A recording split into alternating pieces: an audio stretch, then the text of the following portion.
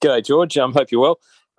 Mate, how close did Glenn Maxwell come to making the Test squad, and is there a possibility he could be added late in the piece once you're over there? Yeah, we thought that the guys who did the job in Pakistan did a really good job on the back of also doing a really good job over the summer. So there wasn't too much discussion around others. But one of the really pleasing things for this tour that we're hoping is that we have reduced squad sizes a little bit, and we are hoping to get back to having that flexibility that if we do need to add to the squad, Glenn or another player, we have the ability to do that on an as needs basis, as opposed to trying to sort of crystal ball what you might need and announcing a squad of 20, which we've had to do for the last couple of years. So I think that's great for all the players because it means that when we do call someone into the squad, there'll be a really specific reason. But I think everything that you guys have made the point over the last couple of days, we know, Glenn's had some red ball success in these types of conditions. Looking forward to him just getting back and playing a good block of cricket for Australia through the T20s and one-day cricket. And if he shoots the lights out, if anyone else does particularly well, then there's always going to be opportunities. Crash. Two quick ones, George. What do you feel that the future is for Josh Hazlewood on this tour? And secondly, with 3 spinners chosen, could you see there'd be a chance where they may all play in the one team? You specifically Test cricket, Crash, for Hoff? Yes. Sorry, George. Yeah, Josh Hazlewood in the Test and 3 spinners in the Test team. Yeah. Yeah, I mean, obviously, a recent history in Gaul would suggest that it's going to be conducive to spin. There's a chance that we go in with a similar sort of makeup to what we did finish with in Pakistan with the extra spinner and one fast bowler short. We know Hoff's an absolutely quality bowler across all formats, so so he'll be there and ready to go. We might not get the conditions that we expect, so he's always going to be a very important member of the test squad. And yeah, absolutely, I think we have to be open to the possibility of playing to playing 3 spinners. We have we've seen it done once in the past, I think, a test match in Bangladesh. And again, we'll just assess that. That's one of the great things about having a little bit of depth in that area with Ash Agar, Mitch Swepson and Nathan Lyon. You've got all bases covered there. And some exciting young Aussie A spinners as well. So good to expose them to the Sri Lankan conditions. Thank you.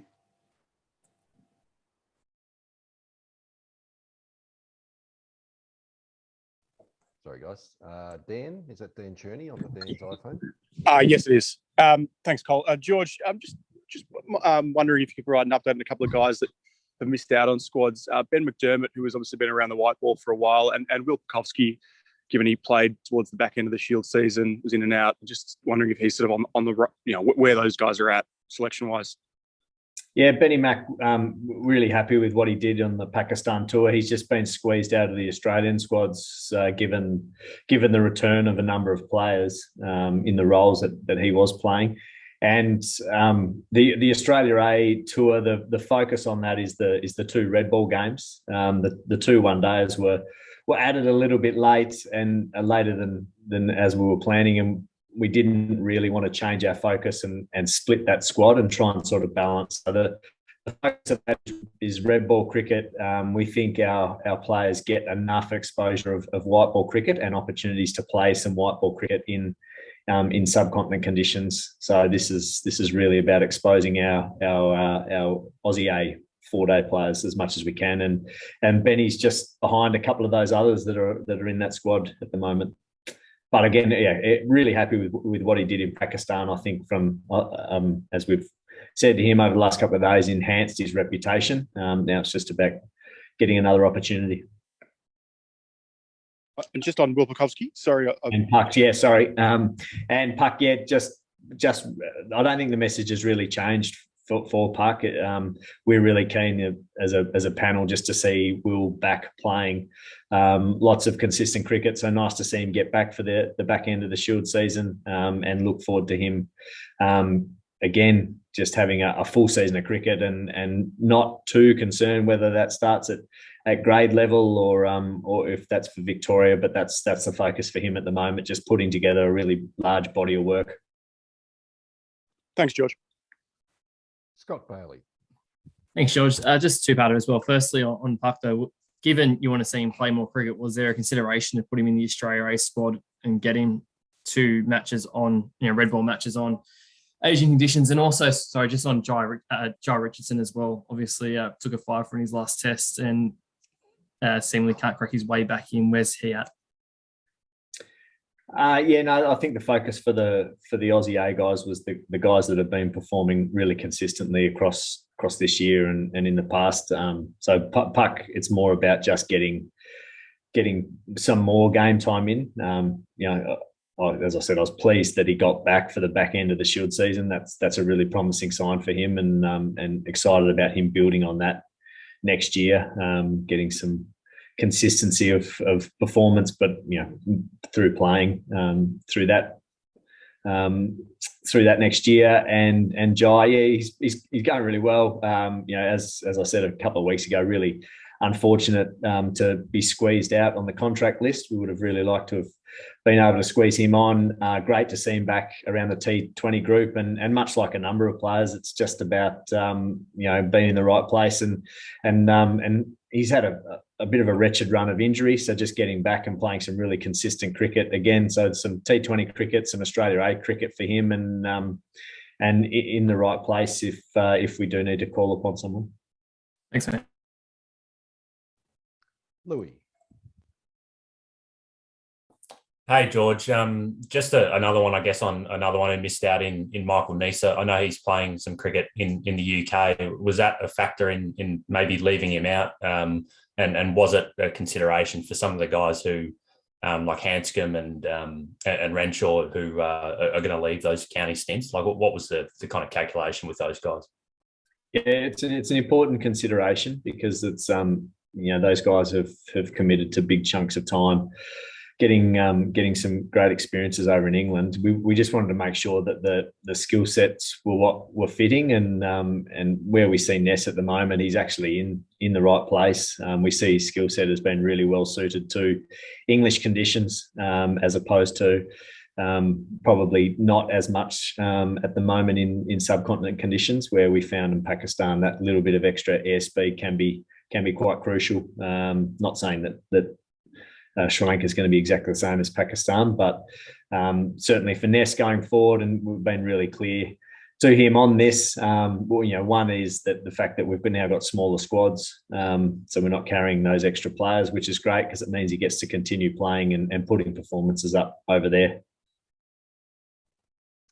Dan Brady. Thanks, Cole. Good day, George. Just a question about, I suppose, the protocols of the tour, the biosecurity. I know you said a few weeks ago that you were hoping that it would be a little bit less stringent this tour and this cycle. Does the number of players that you have, over 30 in total on the tour, also, does it come into it that potentially you might have 1 or 2 guys go down? So having those extra numbers on the tour might be handy. Yeah, that's all it is at the moment from my end, is hoping. I'm not entirely clear, and I don't think they've landed on exactly what the protocols and biosecurity setup will be as yet. But certainly from our point of view, if we do have some flexibility, that would be great, because it does mean that we might have the opportunity to shuffle a few players, potentially guys who aren't in starting 11s of the T20 or one-day teams might have the opportunity to shift across and play a little bit of A cricket. So that's really important. But yeah, I think as a sport, and certainly our job as selectors and coaches is to make sure that we've got contingencies within the squads. And yeah, I imagine there's every chance that someone will catch something at some stage, like they have done in the past, and you've just got the depth and options in your squad to shift your tactics or to make a direct like-for-like swap. And just one about Todd Murphy getting into the A squad, having only played a couple of Shield games. He obviously had a pretty big impact in the one he played for Victoria the season just gone. Just talk us through sort of what you like about him as a bowler and a cricketer. Really consistent. Certainly the feedback, and he's probably played a little bit more one-day cricket than his red ball. But experienced players have found him hard to get away in one-day cricket. Obviously, had that particularly strong game against Tasmania, but it's as much about a scarcity of skill set. You look around Australia, we don't have a heap of well-established spinners. He's certainly behind Nathan Lyon as far as off spinners go. He looks really promising. So it's exciting to get him across there, along with Tanveer Sangha, who's had some opportunities in the past, to get him across there, and Matthew Kuhneman as well. So it's a little bit about exposing those rarer skill sets, but really important skill sets for these types of tours. So really excited for Todd. Thank you. Christy. Are you there, Christy? Might be on mute. We'll go to Lockie McCurdy in the meantime.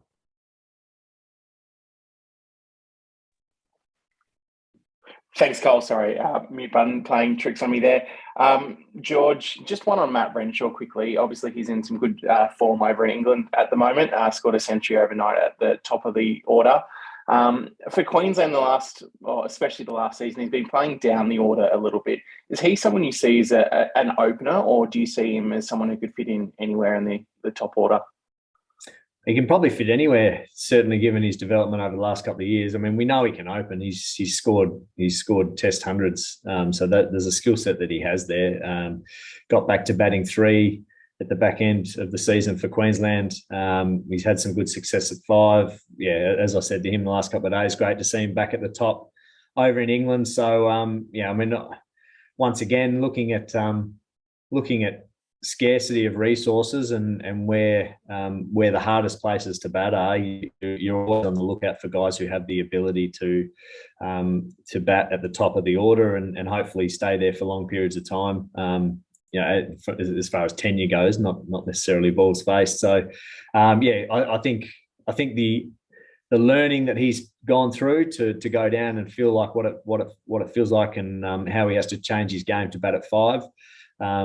Will help him, and he's gone back to the top, and he said it's a little bit of adjusting, and it's a bit of a different feel because after a couple of years at 5 he was starting to get used to it, but he's enjoying the challenge, and for him it's about, or like any batsman, it's about scoring a mountain of runs, and then if the opportunity arises, he's probably got a nice little advantage at the moment that he's got that flexibility in his game. We'll go back to Christy. Can you hear us, Christy? And if so, take yourself off mute. There you go. Yeah, sorry. Thank you very much. George, thanks for joining us. Speaking of a mountain of runs, or their lack of, Aaron Finch, I know that you came out in the defence of him about 14 months ago, and the decision kind of paid off with the victory of the World Cup. What point in time, though, do you go, we need to see some more runs, some more output at the top of the order, or do you just think that him being captain is just too integral for Australia's defence come later in the year? Two parts to that. I mean, I think his captaincy is really important, but there's so much cricket between now and the World Cups that I'm just really confident that Finchy will get back into his groove. I think what a lot of people have forgotten a bit was that he played through that World Cup and a lot of this back end of the year with a bit of a niggle in his knee. So the opportunity over the next little while to get that right, and I know he's working hard on that over in the IPL.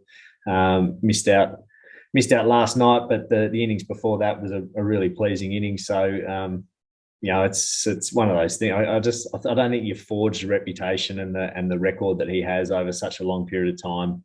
To know that there's a hell of a lot of talent, there's a hell of a lot of skill, and as I said, he's a really important player in that team, let alone the captaincy. A couple more to go here, folks. Jacob. G'day, George. The first Australia A tour in a while since we've had COVID and whatnot. How valuable is it going to be having Australia A tours back, not just for this series, but I guess going forward and building the stocks in Australian cricket? Yeah, it's awesome. It's really exciting. It's a really important part of players' development, both from a opportunity to experience foreign conditions, but also just to hopefully be around some peers and have that.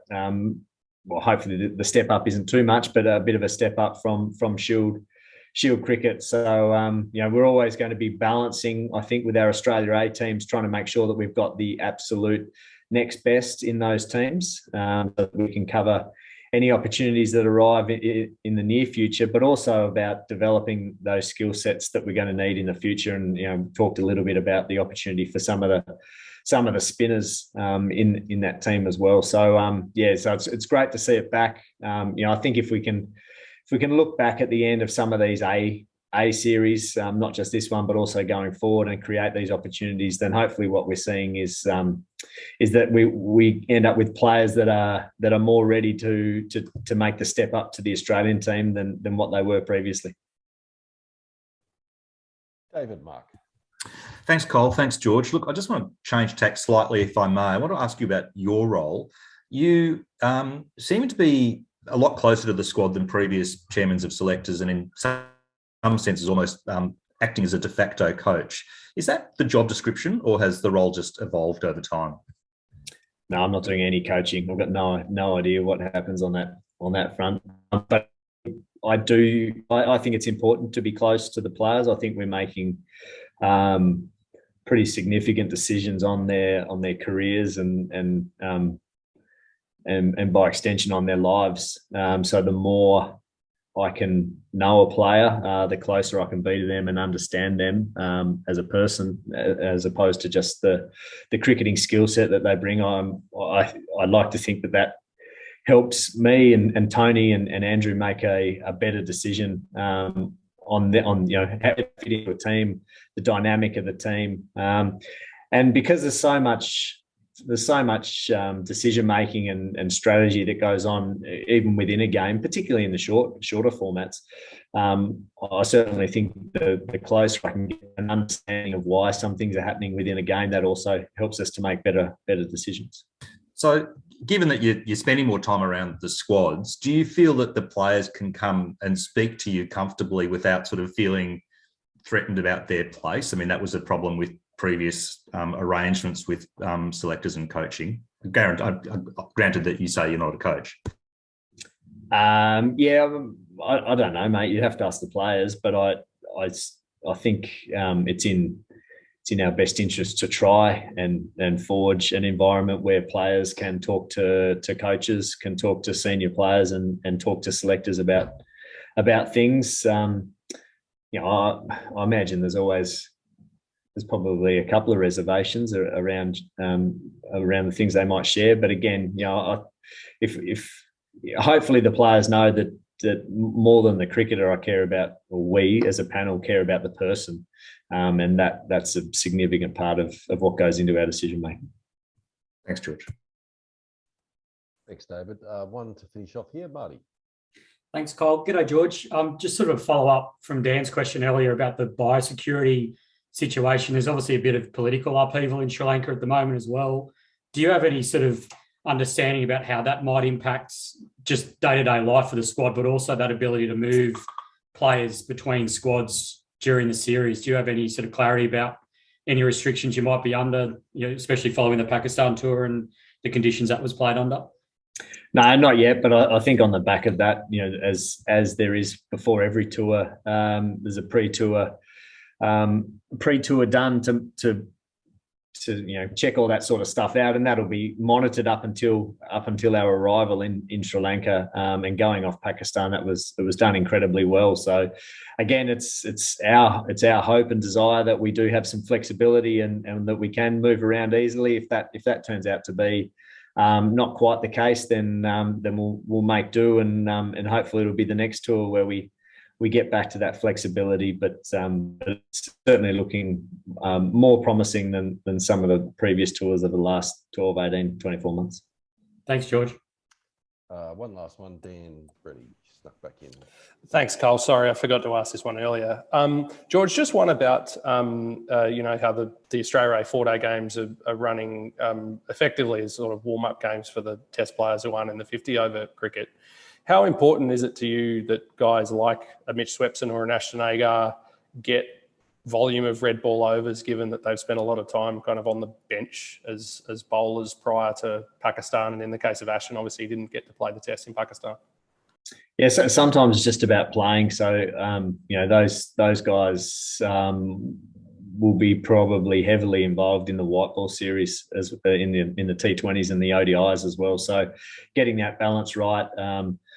Talking to both those guys, I know Swepo does like to be doing a little bit of red ball specific stuff. Ash is more comfortable that it's more about repeatability for him, and is confident in his ability to switch formats pretty quickly. But I imagine both of them are just keen to be playing. That doesn't necessarily matter where at the moment. It's just keen to be actually playing the game. So I think that'll be the case. There's the opportunity for a number of the guys who are only in the test squad to use one of those games as a warm up or as a tour game in lieu of not having a specific tour game. But we'll work with those guys individually as to who needs that and who's comfortable just preparing in the nets over there. And likewise, I think there's the opportunity with the way it lines up that a couple of the guys who are missing the T20 series might have the opportunity to play one of the one-day games in the lead up to the ODIs as well. So that's sort of that flexibility that we'll hopefully have on the ground, and we'll be working through with players just to make sure that we're getting the best result in terms of preparing the players as best they can for what they have coming up, and also trying to make sure we have some success on the field as well. Thank you. Thanks, George, and thanks, Dan, and thanks everyone for joining us this morning. We'll catch up with everyone next time. So thanks again. Thanks, George. Thanks, Cole. Yeah, thanks, George and Cole.